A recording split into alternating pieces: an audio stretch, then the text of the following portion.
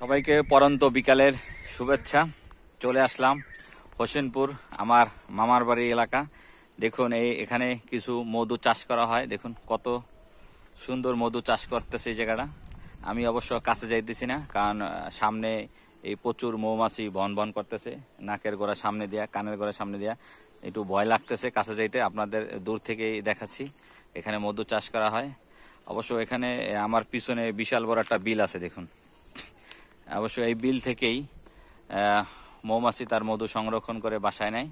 এখানে সরিষা ফুল ছিল, তারপরে ধনিয়ার ফুল ছিল, অনেক ধরনের ফুল থেকে এই সংগ্রহ করা হয় মধু।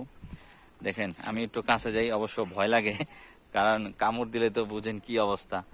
দেখেন কত বড় মধু চাষের একটা জায়গা। আসলে আমি ফেসবুক, ইউটিউবে অনেক জায়গায় দেখছি যে এরকম ভাবে মধু চাষ করে সরিষা ক্ষেতের পাশে। অবশেষে আমার নিজ এলাকায়, এমন আমার নিজ মামার বাড়ি এলাকায় পেয়ে গেলাম অবশ্যই সন্ধান।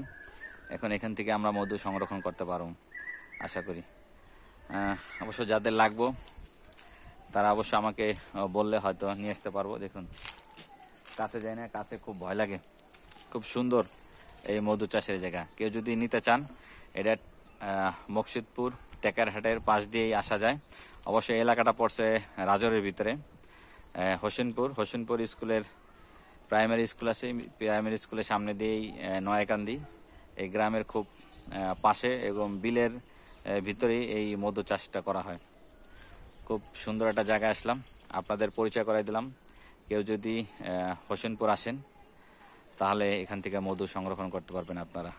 খুব সুন্দর একটা জায়গা অবশেষে পেয়ে গেলাম ঘুরতে ঘুরতে।